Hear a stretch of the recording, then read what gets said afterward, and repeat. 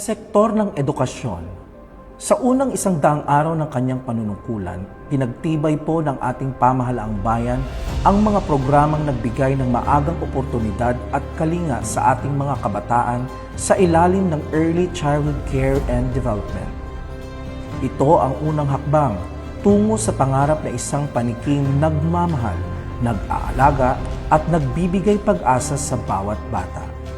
Ang Child Development Service ay pinatutupad sa ating mga barangay upang matulungan ang mga pamilyang higit na nangangailangan, lalo na po ang mga inang kailangan maghanap buhay ngunit nagnanais din ng magandang kinabukasan para sa kanilang mga anak.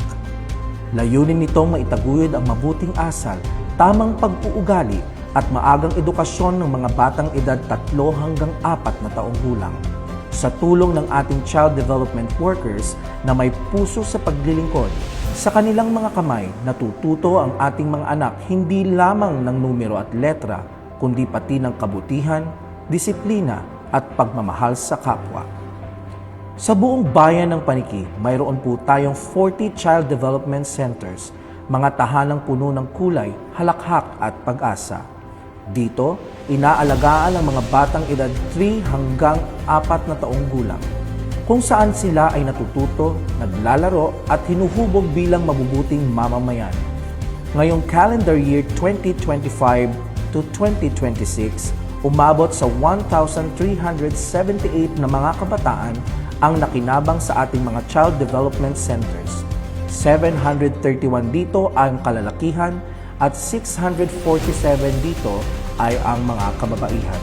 Isipin po ninyo, 1,378 na batang Panikenyo ang masigla, malusog at handang mangarap. Yan po ang bunga ng pagkakaisa ng ating pamahalaan at ng bawat pamilyang nagtitiwala sa ating liderato.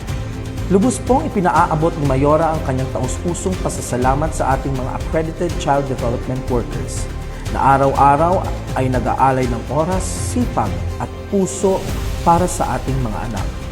Sila ang unang guro, unang tagapayo, at unang huwaran ng kabutihan sa murang edad. Tunay po silang mga bayani. Tahimik man ang kanilang serbisyo, malaki naman ang kanilang ambag sa kinabukasan ng ating bayan.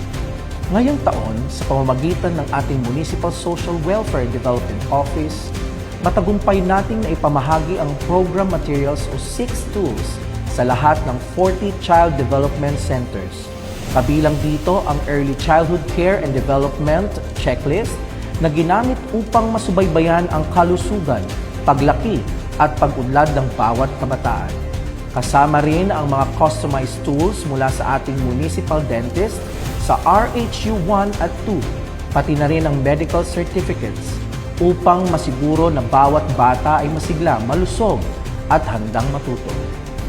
Sa ating layuning turuan ang mga bata ng tamang pangangalaga sa sarili, na ipamahagi rin po natin ngayong taon ang hygiene kits sa lahat ng bata sa 40 child development centers. Kasabay nito, nagsagawa rin ng dental health education ang ating mga rural health at municipal dentists upang maitanim sa murang isipan ng mga bata ang kahalagahan ng kalinisan at kalusugan. Maliit man na hakbang, ngunit malaking tulong ito sa paghubog ng mga batang may disiplina at malasakit sa sarili at sa kapwa.